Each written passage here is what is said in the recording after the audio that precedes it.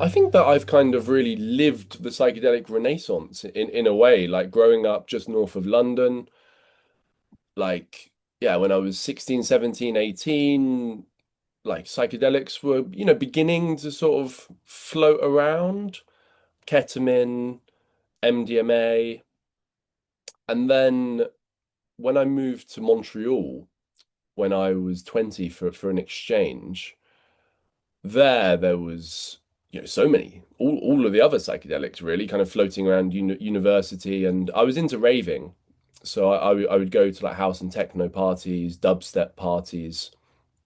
So yeah, it was kind of natural. I was into electronic music, right? And that summer I went traveling in South America, and for a stretch, I was with a friend. And one morning, she was like, "Should we do it?" We were in Peru, and I was like, sure." I was a bit taken aback, because usually she wasn't the type of person to kind of propose like big plans. Like we would go on hikes and stuff. So I was kind of, curious. Like I was like, what was she talking about? So a few hours later, I was like, "Wait, what were you talking about earlier?" And she was like, "Ayahuasca." I was like, "Oh, right." I'd never heard of ayahuasca before. Right? I was 21 years old. And so she was really set on it. She'd done some research. I, do some cursory research. And probably like 10 days later, we're in Iquitos, which is, the jungle ayahuasca city. And then we went off into the jungle, and we did like a kind of private retreat with a Quechua medicine lady, and yeah, it was a very profound experience for my friend. Not so much for me, although I wonder if I was ready for a kind of big experience. So that obviously planted a seed of curiosity, and then it kind of all dovetailed with my work. Like when I started working as a professional journalist, like 2017, the medical cannabis story was big at the time, and then it kind of naturally sort of became about psychedelics, I guess.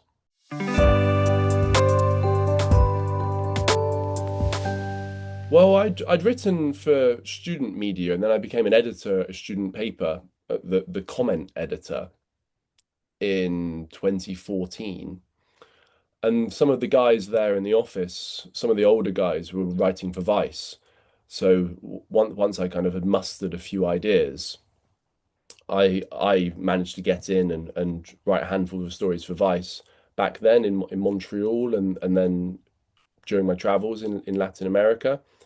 And then yeah, I did a master's two years later at Goldsmiths, University of London, and that led to like work experience at different newspapers, including The Guardian in 2017. And somehow I managed to get two print exclusives front page during my work experience, and another story that got 500,000 views online, and was like the second leading story on the website all day. Feats that I didn't manage to replicate, but they kept me on for a couple of years afterwards.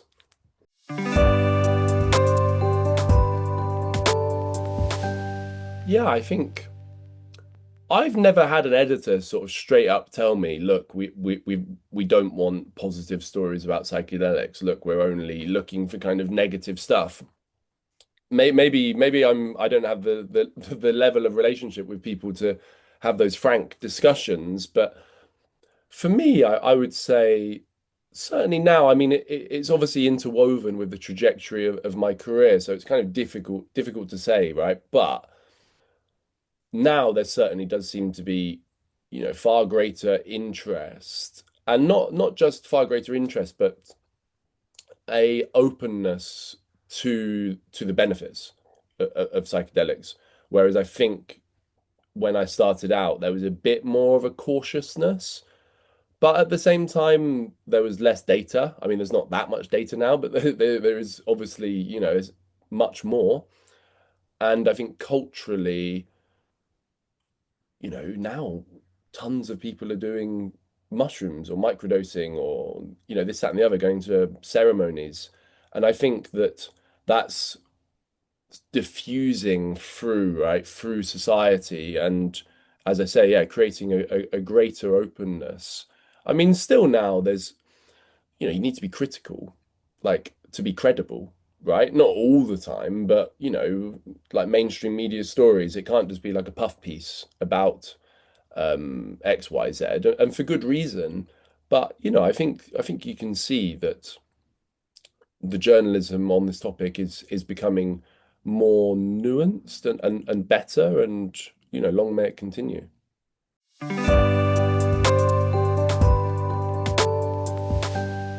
For sure, yeah. I mean, the media kind of operates in an interesting way structurally.